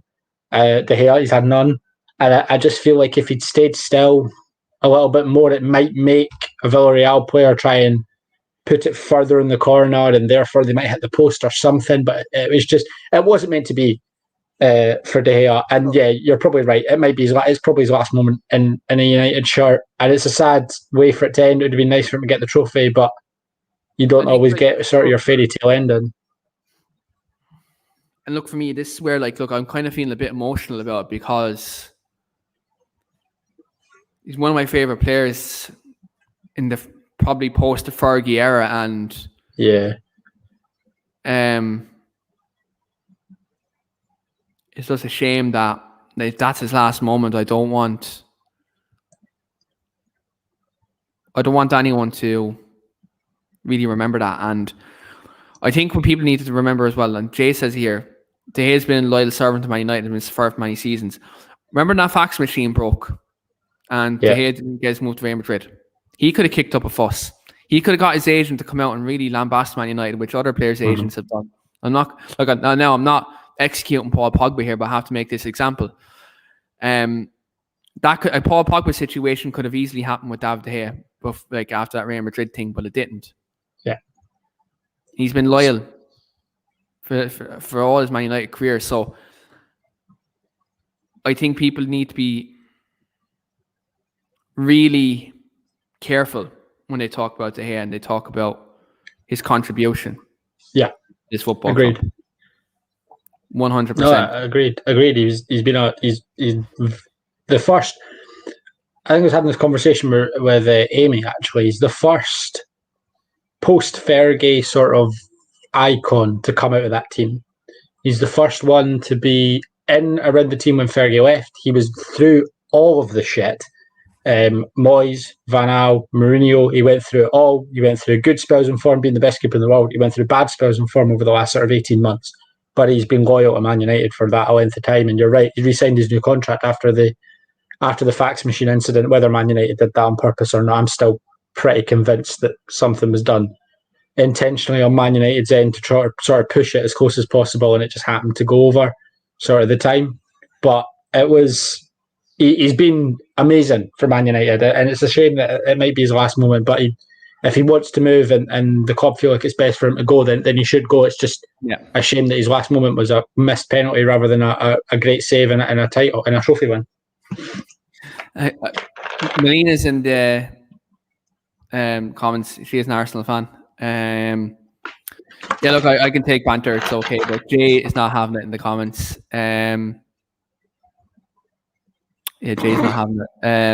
Aim says the penalty attempted saves were so bad, guys. Yeah, it's terrible. Pity on his last appearance. To be fair, love him to bits, but it's time to slide. Best of luck to me, United legend. Yeah, look, anyone who watched this channel since the start of the season, I did say Dean Henderson should be the number one anyway. But again, I'm going to be respectful to David De Gea. Like, I'm not going to show him any disrespect. Again, he kept us relevant in that time. And look, again, wherever he goes after this, I wish him the absolute best of luck. And you know, just I hope for his sake he don't go to Rome and reunite with Jose Mourinho for his sake. God, I hope not. But I hope not. Greg, so we've summed up the season on this podcast. Yes. And I suppose I didn't do my season review the other day, but before the Wolves game on the Wolves preview, I done my end of the season awards from my own personal point of view. That's obviously not representation of you. So I'm going to go down with the same awards that I did at the start of the season. Okay. So I'll tell you what the awards are overall. So I give you time to think before each award. Yeah, okay. So you're going to have goal of the season for Man United. Okay. Hold on a second. Actually, I don't even have my moment of the season, actually. So moment of the season, your favorite moment of the season. Mm-hmm. Player of the year for Man United. Academy player of the year. So anyone ranging from the 18s to 23s. Okay. And most improved. So there's all your categories. So I'm going to put you on the spot straight away at this. I'm going to go for your Manchester United goal of the season. I think it's got to be Fernandes versus Everton. I know we lost. I know we drew the game and we dropped points, but that goal was worthy of winning any game of football at any competition. It was so good. Just the way he got it out from under his feet and to beat a keeper from that range was ridiculous. That's definitely my goal of the season. Rashford's in Paris is a close second, but that's up there. That's definitely number one. My goal of the season was Newcastle away. Yeah, the build-up was phenomenal for that. Phenomenal champagne football. And then the finish was beautiful as well. So very good. Yeah. But again, Bruno against Everton. Wow. It was Cantona-esque. So good. So good. Cavani's obviously. Pogba's against West Ham was beautiful as well. Oh yeah. Forgot about that as well. Yeah, it was a great goal. He scored some great goals this season. Pogba scored. Was it Burnley scored one where he got it off the right hand side from a throw in, like nudged off a player and just smashed it into the corner? Was that Burnley? It's a great goal. He scored a lot of goals, but I think Fernandes definitely for the goal of the season versus Everton. I love that goal so much. I still watch it every time it shows up on my timeline. If someone posts it or comments it at all, I watch it. It's just so good. Just not going to hit a ball that sweet. Very, very few times, and it just flies in. It's beautiful. Yeah, absolutely. So I'm going to give you a curveball now. Which one should I give you now? Next, because I know obviously player of the season is probably a bit of a debate. I know you have two players in mind.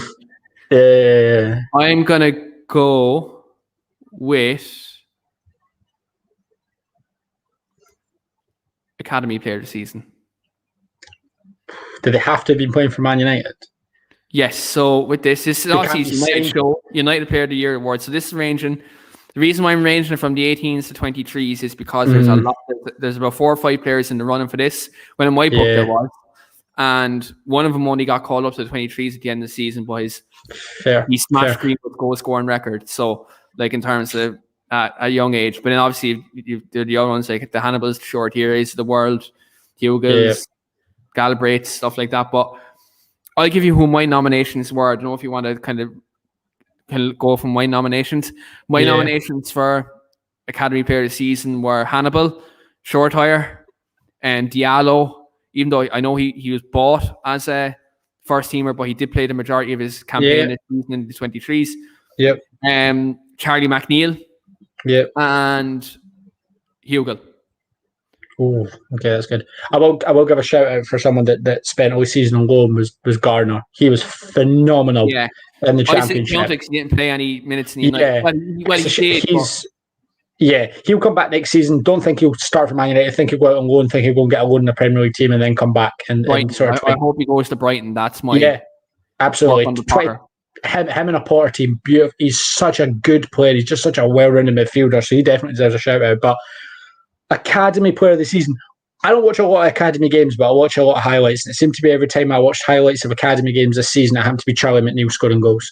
So I'll go with him because he just loves it. See that goal he scored against. See when he scored the goal against City and kissed the badge. Oh, earned a place in my heart. Earned a place in my heart for doing that. You scored that many goals for Man City. You come to Man United. You scored in the derby, and then you kiss the badge. That is a man after my own heart. But he's such a good goal scorer. Like you said, he broke Mason's record. Phenomenal goal scorer, and he's going to be a really big talent to keep an eye on in the future. And I know we maybe didn't produce him, but our academy is just overflowing with talent. Like Short Thierry could have been in there. Hannibal's been great this season as well. From what I've seen, but I'll go with McNeil. Yeah, McNeil was mine. McNeil was my academy player because myself and Shane, we do watch a lot of the academy. I wish Shane was actually here to kind of find out who his academy player of the season is. I actually must ask him in the group chat kind of after this show is over, and just to see what he thinks. But look, for me, it was McNeil as well. Again, look, everything you said, I've already said in the kind of the Wolves preview. I actually didn't do this topic on my own kind of awards, so we're gonna kind of spice this up. Moment of the season. Moment. This could be anything inside or outside of the football. I know what my moment of the season is already. I know what it is. Do you want me to go first? Yeah. I touched at the start of the show that I wanted to talk about was European Super League. When that whole European Super League was going on, and we finally got Ed Woodward out of the club. For me, that was my moment of the season. Yes, actually, I'll second that. I've never been so close to tears in my life watching with anything in football. That was. I remember saying it was going in the group chat. You were out for a walk, weren't you? And you put in the group chat that he was gone, and you read it, and you're like, "What?" And I was like, "He's gone! Like he's gone!" Like, and I couldn't. Do you remember that day I done a U-turn? I was meant to be going on like the 7K walk that I usually go on, and then I turned around and I was like, "Boys, we're going live. We're fucking going live." Remember, I rang you and all. I was screaming incredible. And roaring. There's people in the field. There was people in the field I walked through, and they're looking at me, screaming at my phone. I said they're wondering what the fuck is this young fella looking at? Like, do you know what I mean? I'd say they were like that. They was looking at me like, what the fuck is he saying? But for me, obviously, look, it went from the lowest lows with the Super League and them betraying our football club to him leaving and potentially getting the football club back. Yeah, and I just want to touch on it actually as well. Actually, what my moment this season is the first protest we had. Yeah, I'm not scratch that. Do you know what? I'm going to say it. Both protests we had, along with Woodward leaving. I'm going to say it. Both protests because we really made our voice heard. Now, there's a couple of things that happened that I don't agree with, but overall, I agreed with a lot of it. So, for my moment this season, it's actually non-football related. It's the fallout of the Super League, Ed Woodward leaving the football club, and our fans being united. Because that's what the most important thing is. I know there's not many times this fan base is united, as we've seen from last night. Mm-hmm. But for me, Woodward leaving the club and the protests happening as well. Eamon says in the comments that he remembers that moment very, very well. He remembers that moment very, very well. I think, remember, I came on the show, I literally went live and I was like, oh, it was one of them times where I had no filter. I had no filter whatsoever.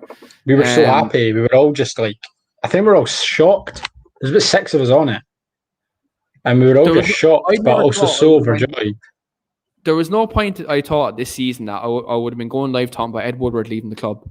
No. I had planned to go live that night on a show, and it was looking to be a very grim show with, like, just talking about the Super League and where do we go from here and what's going to happen. And I dumped before it all collapsed, or it was as it was collapsing. It was as it was collapsing. It was the same night as the Chelsea game, wasn't it? It was the same night, and then it happened. It just sparked out of nowhere. Yeah. So either that, or I will say, I got very and there's clips on Twitter of this. I got very animated after Fred's goal versus Tottenham. Like, that was one of the. I don't know why. I think because it was Fred, but oh my god. The goal was like, it wasn't even that good a goal, but because it was Fred, I was so happy for him. Oh yeah, do you know what? Actually, honourable mention, beating Spurs 3-1 at their stadium and sacking Jose Mourinho. That is Shaw going for the handshake, pissing himself laughing. Or if you want to really go deep, beating the Scousers in the FA Cup and Bruno going over fist pumping Klopp after Klopp slandering him during the week. So yeah, there's been a couple of good footballing moments, very highs, lowest to lows. But yeah, look, we like to talk about all of that. But moments of the season are talked about. So we've done our Academy Player of the Year, Goal of the Season, Moment of the Season. Now this is where it gets spicy. Most Improved Player of the Season.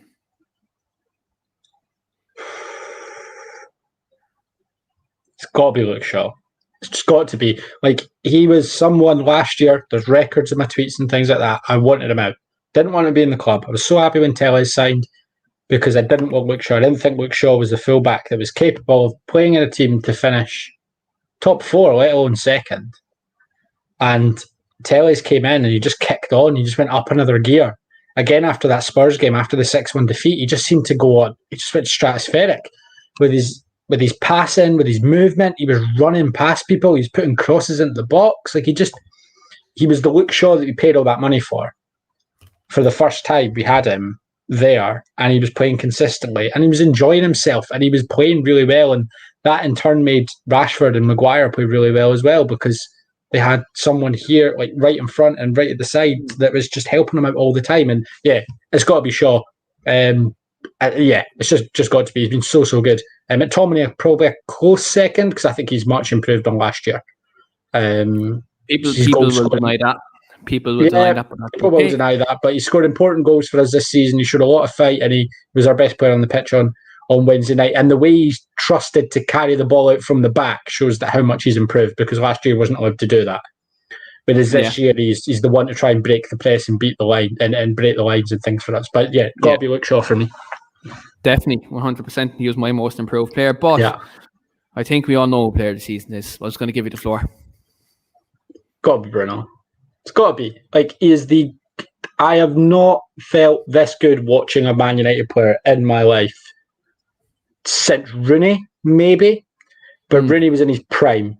I was excited about Ronaldo, but like everyone knew Ronaldo was good. Like, they knew he was going to be super. They didn't know he was going to be this good. But like, for Bruno to come in the way he did last year, to then just transform that second half of the season, and then the fact he's called a pen merchant every time he gets a penalty, I love it. I absolutely love it. I love it when he gets a penalty. I love it when he gets a little 5-yard assist, because it feeds all these Twitter trolls that think it's hilarious that he's just a pen merchant, and he's not. He's a fantastic player, and people can say all they want that he goes missing in big games. He gets marked out of big games by big game players, and that's what happened again on Wednesday night. Capoue literally just sat on him, and it's very hard when a player sits on you to try and get free, and that happened to him a lot of times this season. But when he gets his space and when he gets the chance to dictate a game the way we know he can. He's phenomenal to watch. He's so good. And he's a leader as well. Like, he's quite rightly the person to take the armband when Maguire's not there, because he's a leader. He forces everyone I called for him to work get hard. at the start of the season when the Greece incident happened. Like, you can go back in the channel and look at this. I called for Bruno to get the armband straight out. Yeah, he was already at the club not even a year. I was like, give him the armband. Definitely, he's a leader. I think Maguire. Everyone play better. Everyone kicks up a gear when Bruno comes on the pitch if he's off. He leads the press. He wins the ball back. He's got a bit of net. He's got a bit of tackle. He's got a bit of bite about him. He likes a fight. He wants to tackle. He wants to have a little word with the referee. Like, we want that. We want that. He's our Cantona in this generation. Like, he is. He's just so good, and he loves the club. Like, with all his heart. You saw what it meant to him on Wednesday, and he played awful. There's no getting away with it. He had an awful game on Wednesday night, and you can feel sorry for him. You can feel sorry for him. You can't feel sorry for him. It's fine, but there's no doubt this club means the absolute everything to Bruno Fernandes. People can say, "Oh, he'd be looking to move up." Look at that reaction from a Europa League final. He wanted to win that for the team. He loves this club and he loves this team. And he's just, the fact we got him for what we got him for is an absolute steal. Sporting Lisbon must be. We talk about our pants getting pulled down for Harry Maguire for 80 million. Yeah, but they won the league. Me. Sporting won the league. So, people say Sporting won the league because Bruno left. Do me a fucking favour. What about apart from Wednesday? What's your biggest disappointment of the season? 6-1. Apart from 6-1. Yeah. That was a dark day. I think probably getting knocked out of the Champions League the way we did. I think that kind of stung. FA Cup. The Carabao Cup against City, we just got outclassed that day.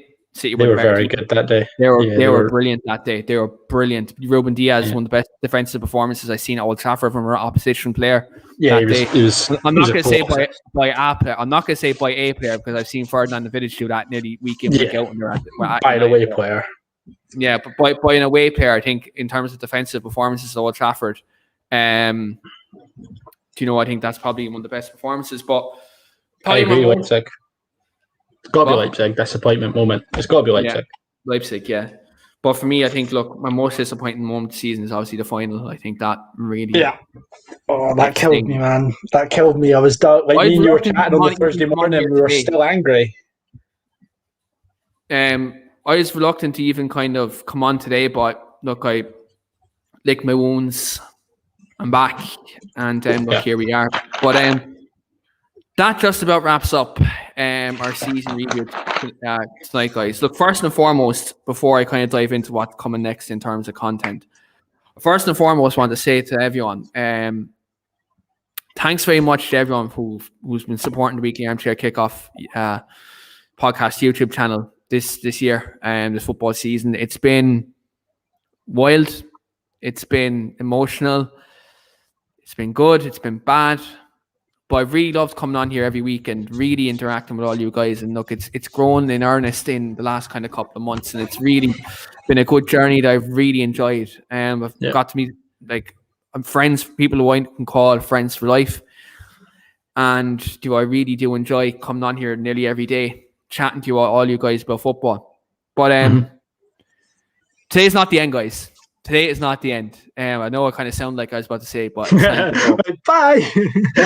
But no, today is not the end. So starting from next week, we will be doing content on the European Championships, and so we'll be doing shows every day, kind of on the Euros. We're going to be doing a watch along on the channel for England versus Scotland as well. So I have English and Scotsmen and Scotswomen and Scotsmen on this channel. So we will do a watch along for that as well, guys. Also, Devil's Advocate will be taking a bit of a different approach in the next couple of weeks. We're going to be doing transfer shows. We're going to be doing, all different types of shows. We're going to be doing kind of old style podcasts that we done the last time where we're going to kind of reminisce We're going to do kind of special themed kind of shows where we're going to pick all-time 11s. We're going to do combined 11s from all different eras. We're going to do more interviews over the summer with the season being out, so I will have more guests on. And I have a former Manchester United player coming on the podcast very soon. Myself and Shane will be interviewing him very soon, so do check that out as well. That will be available soon. Also, Three Devils Laguna, their season review is next week. So they'll be doing their United and Arsenal season review on that show next week. So that could be a long one. Yeah, that could be a 4-hour show. Maybe I'd say with both teams. We nearly done 2 hours here, just the two of us. So yeah, I know. That'll be there next week. London Lowdown podcast. The London season review will be next week as well. So Arsenal's, Spurs and Chelsea season will be looked at as well next week on London Lowdown podcast. So make sure to check that out. Coming up in July, MMA podcast will be coming back. I will be joined by a couple of guests, and I will be collaborating also with another MMA YouTube channel where we will be talking about Conor McGregor versus Dustin Poirier 3, among other fights coming up in the summer as well. So look, there's plenty of content to come. And look, this is definitely not the end. If anything, this is only the beginning. Next season as well, Greg is going to be hosting his own Premier League podcast next season. I'll probably be on that once or twice as well. Absolutely. For once, I will not be the host, which is going to be fantastic. But he's going to have fans from every other club: Chelsea, Liverpool, Arsenal, Spurs, Everton, Leicester, West Ham, all different types of clubs. So that podcast will be going out at least once a week. Yep.